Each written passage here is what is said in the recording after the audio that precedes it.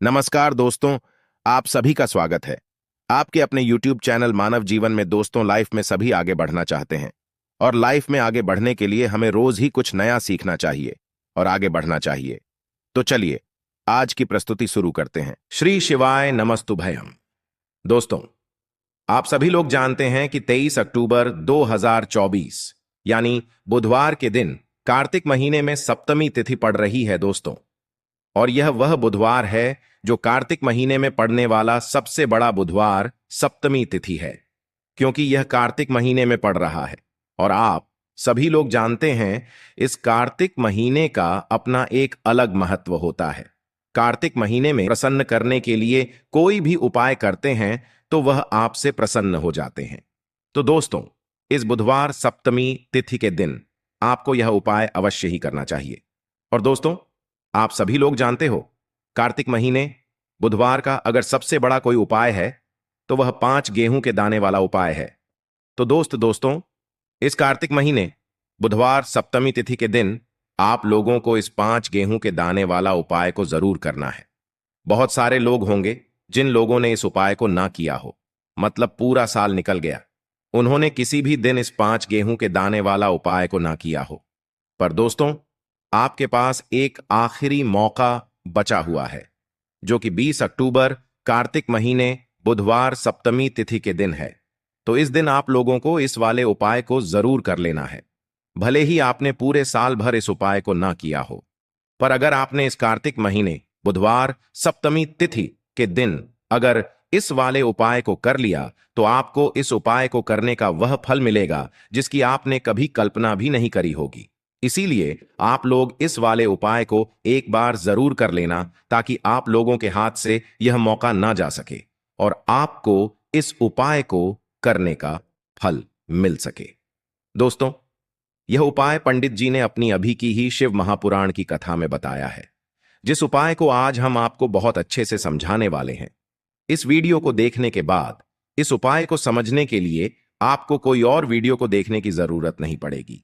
तो चलिए दोस्तों, उपाय को शुरू करते हैं। देखिए, यह इस कार्तिक महीने के बुधवार सप्तमी तिथि के दिन यह इतना खास होता है, इतना महत्वपूर्ण होता है। देखा गया है कभी कभी बड़े बड़े पूजा पाठ अनुष्ठान से जो मनोकामना पूर्ण नहीं होते, वह कार्तिक महीने के दिन एक छोटे से उपाय करने से ही आपकी मनोकामना पूर्ण हो जाती है। और बहुत सारे लोगों ने इस उपाय को किया भी है और उनको इस उपाय को करने का फल भी जरूर मिला है। अगर आप लोग भी इस उपाय को करना चाहते हैं तो आप इस उपाय को पहले अच्छे से समझ लेना, सुन लेना, उसके बाद करना। आपको इस उपाय का फल जरूर मिलेगा और इस उपाय को कर लेने से आपके घर में चाहे किसी भी प्रकार की दुख और समस्या क्यों ना चल रही हो, आपको उसका कारण भी नहीं पता है कि भाई यह समस्या किस कारण से चल रही है। उसका कुछ भी कारण हो सकता है, जैसे पितृदोष हो सकता है या किसी भी तरह का मंगल दोष भी हो सकता है। तो इस दिन आप लोगों को 5 गेहूं के दाने वाला उपाय कर लेना है। यह एक ऐसा उपाय है जिस उपाय को अगर किसी विशेष दिन पर किया जाए तो भाई उस विशेष दिन का जो है वह तो हमें मिलता ही मिलता है। पर हमने उस दिन पर इस 5 गेहूं के दाने वाला उपाय को किया है तो हमें उससे भी बड़ा फल मिलता है और फल बहुत जल्दी मिलता है, क्योंकि आप इस उपाय को बहुत ही बड़े और विशेष दिन पर कर रहे हो। तो चलिए अब उपाय के बारे में बात करते हैं, लेकिन उससे पहले आप लोगों को यह जानना आवश्यक है कि आखिर यह उपाय किस समय करना है, किसको करना है और कैसे करना है। तो चलिए हम आगे आपको वीडियो में एक एक करके बता देते हैं। लेकिन उससे पहले अगर आप लोग हमारे चैनल पर नए हैं तो हमारे चैनल को सब्सक्राइब कर लेना और इस वीडियो को लाइक करके कमेंट बॉक्स में श्री नमस्तुभयम ओम नमः शिवाय जरूर टाइप कर देना। तो दोस्तों, इस 5 गेहूं के दाने वाला उपाय को हमें इस कार्तिक महीने के बुधवार सप्तमी तिथि के दिन कैसे करना है, किसको करना है, किस समय करना है और कहां पर करना है, ये सारे सवालों के जवाब आपको इस वीडियो में मिल जाएंगे। और जो यह वीडियो देखेगा भाई, उसको 5 गेहूं के दाने वाला उपाय जरूर करना चाहिए, क्योंकि इस दिन काला तिल का भी बहुत ही बड़ा और विशेष महत्व होता है। और जब बात आ जाए 5 गेहूं के दाने वाला उपाय की, तो यह सोने पर सुहागा वाली बात हो जाती है और यह एक बहुत ही बड़ा उपाय हो जाता है इस कार्तिक महीने के बुधवार का। तो अब दोस्तों, इस 5 गेहूं के दाने वाला उपाय को आखिर करना किसको है? सबसे पहले हम लोग वह बात जान लेते हैं। तो देखो, घर की जो बड़ी माताएं बहनें होती हैं, उन माताओं बहनों में से कोई भी एक बड़ी माता बहन इस वाले उपाय को कर सकती है। और दोस्तों, अगर आप चाहे तो अपने घर में से सभी सदस्यों को भी इस उपाय को करवा सकते हैं। अगर किसी व्यक्ति की खुद की कोई मनोकामना है, खुद की कोई दुख और परेशानी है जो कि वह अपने लिए ही करना चाहता है, इस वाले उपाय को तो वह खुद अपने लिए भी कर सकता है।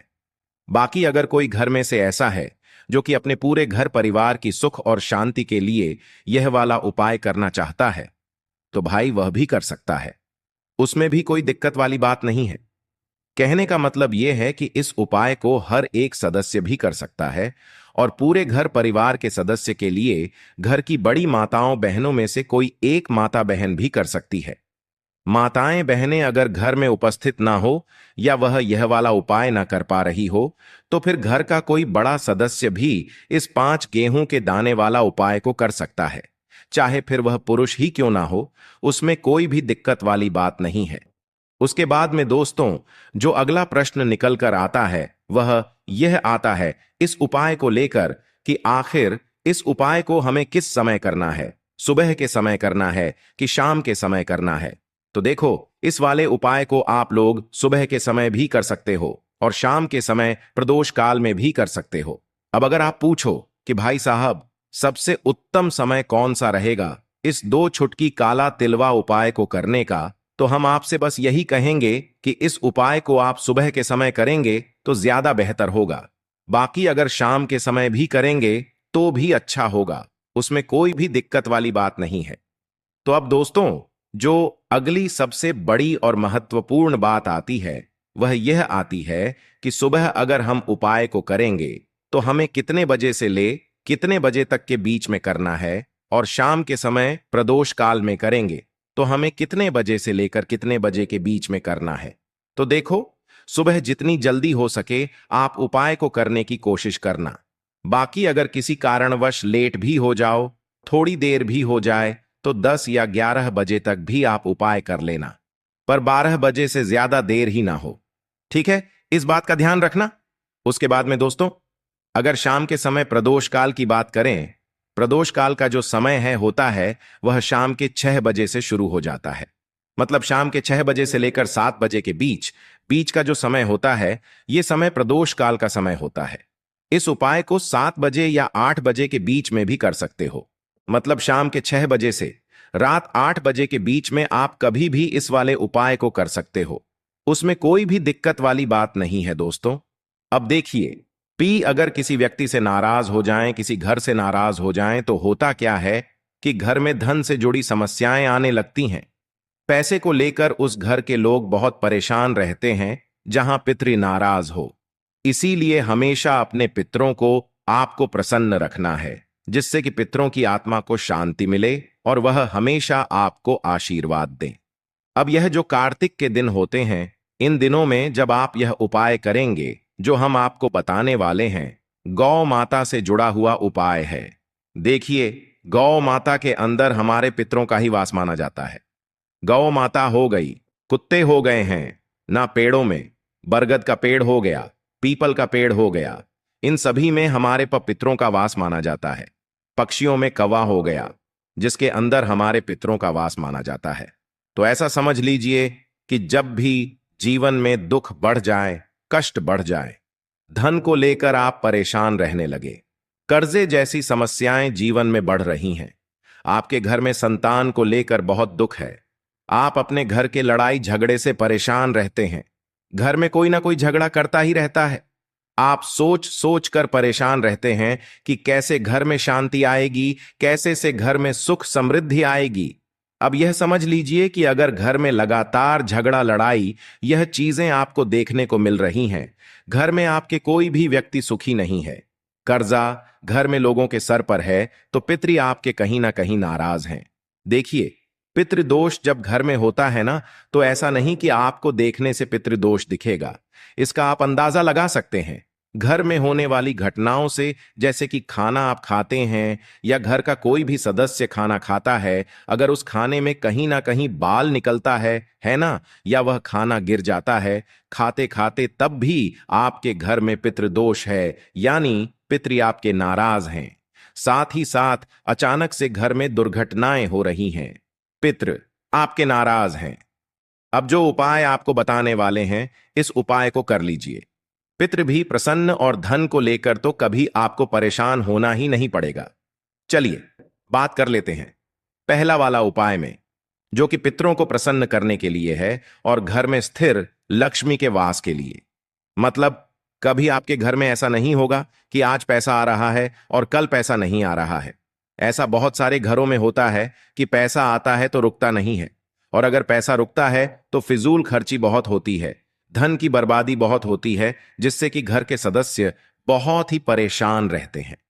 अब ज्यादातर लोग की यह समस्या होती है कि धन की बर्बादी हो रही है और घर में पैसा नहीं रुक रहा है। अगर आपके साथ भी ऐसा है तो बिल्कुल से आपको यह उपाय सुनना चाहिए और इसे कार्तिक में जरूर करना चाहिए। देखिए, आपको यहां पर क्या करना है कि, तो चलिए दोस्तों जान लेते हैं गुरुदेव द्वारा बताए गए सबसे पहले और खास उपाय के बारे में। देखिए दोस्तों, गुरुदेव ने बताया है कि बुधवार के दिन किया जाने वाला यह सबसे खास और सर्वश्रेष्ठ उपाय है। देखो, आगे बढ़ने से पहले वीडियो को एक लाइक जरूर करें।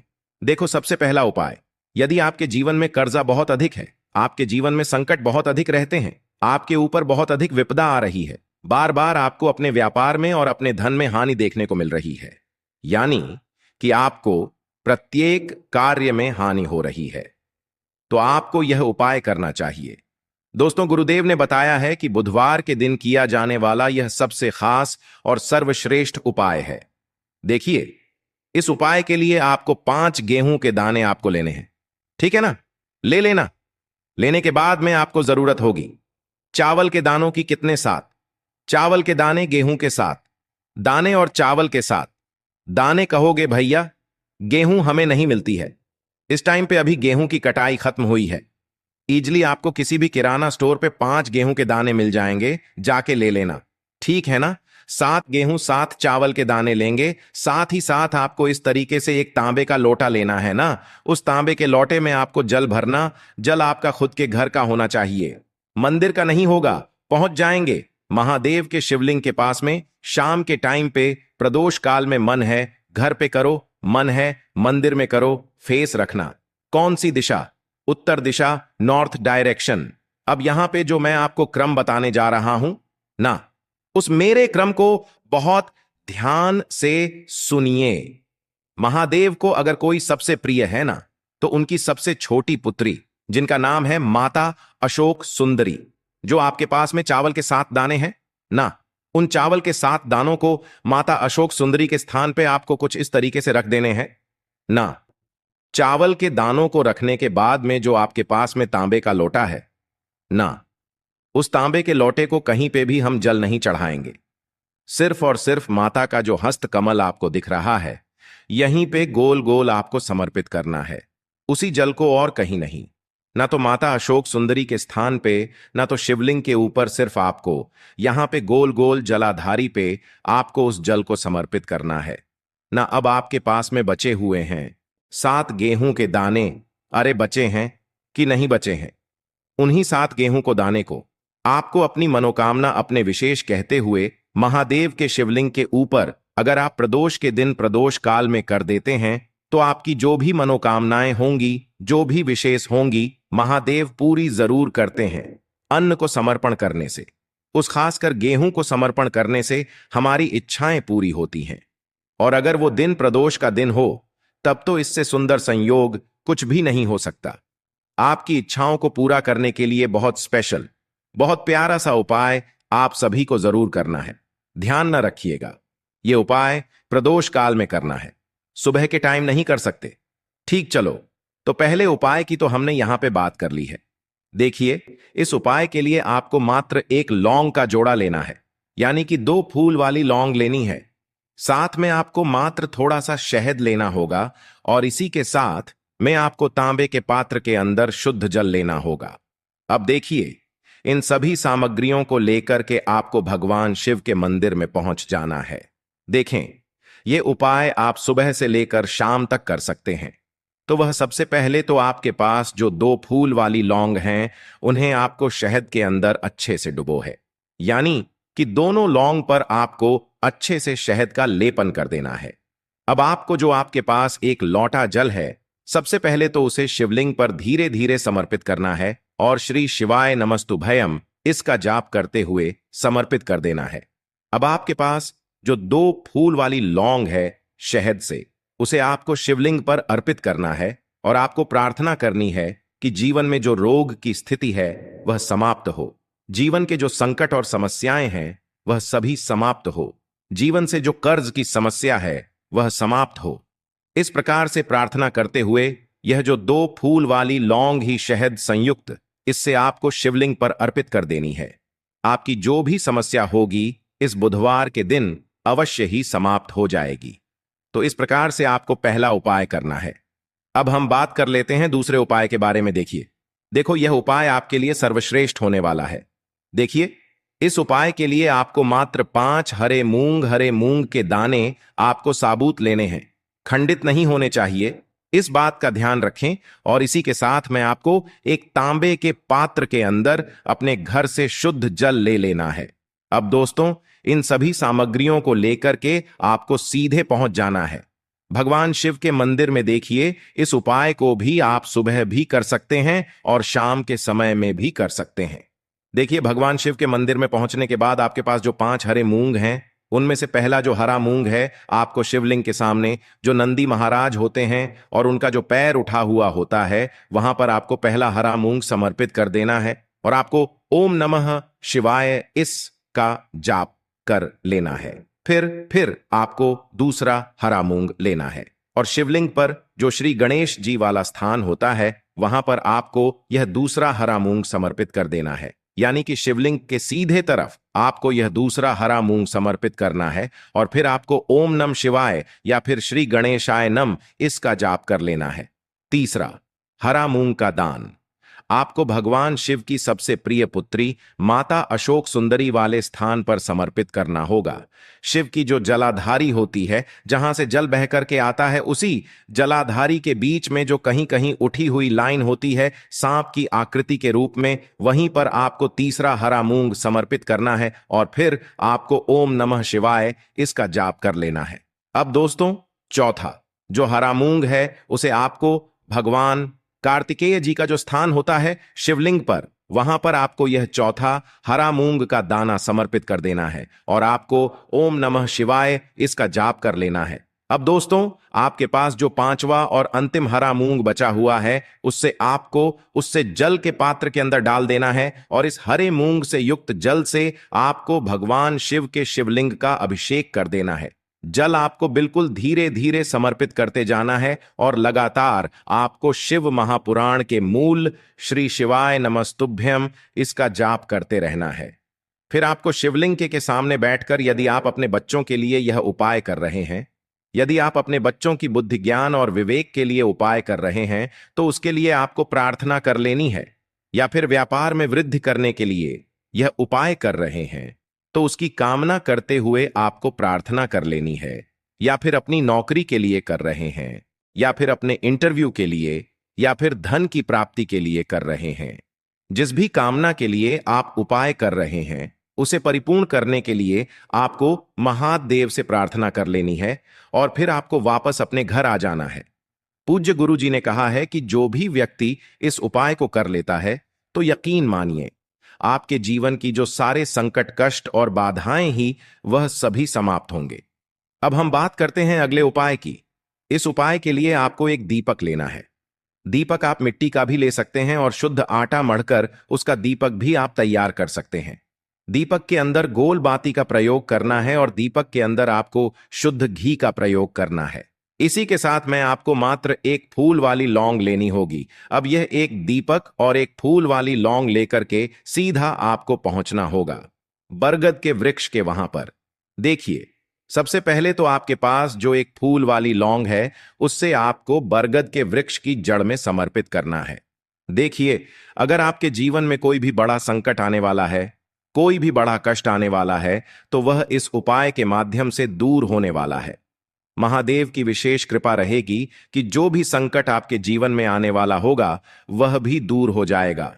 तो आपको एक लौंग समर्पित करनी है बरगद के वृक्ष की जड़ में, और वहीं पर आपको जो है गोल बाती वाला दीपक जो आप लेकर के गए हैं, उससे भी वहां पर प्रज्वलित कर देना है। वट केयर करते हुए देखिए, जब भी आपको जीवन में इस साल लगने लगे कि आपके जीवन में कुछ भी अच्छा नहीं चल रहा है, तब भी आपको ई उपाय करना है। तो इस प्रकार से आपको यह उपाय करना है। अब हम जान लेते हैं चौथे विशेष उपाय के बारे में। देखें, यदि आपके विवाह में, शादी में कोई भी समस्या आ रही है, यदि आपका जो कर्ज है वह दिन पर दिन बढ़ते ही जा रहा है, तो आपको यह चमत्कारी उपाय करना चाहिए। कोई भी समस्या अगर जीवन में है, तो उसे दूर करने के लिए आपको ई उपाय करना चाहिए। मंगल दोष से जुड़ी हुई समस्या भी है, तब भी आपको यह उपाय करना चाहिए। देखिए, इस उपाय के लिए आपको एक तांबे के पात्र के अंदर अपने घर से शुद्ध जल लेना है, और इसी के साथ में आपको एक छुटकी लाल चंदन लेना होगा। अब आपको क्या करना है कि जो लाल चंदन आपने लिया है, उसे आपको उससे जल के पात्र के अंदर डाल देना है, और यह जल्द जो है आपको लाल चंदन से युक्त तैयार कर लेना है। और यह लाल चंदन से युक्त जल आपको भगवान शिव के मंदिर में लेकर के पहुंचना है। लेकिन यह उपाय भी आप सुबह से लेकर के शाम तक कर सकते हैं।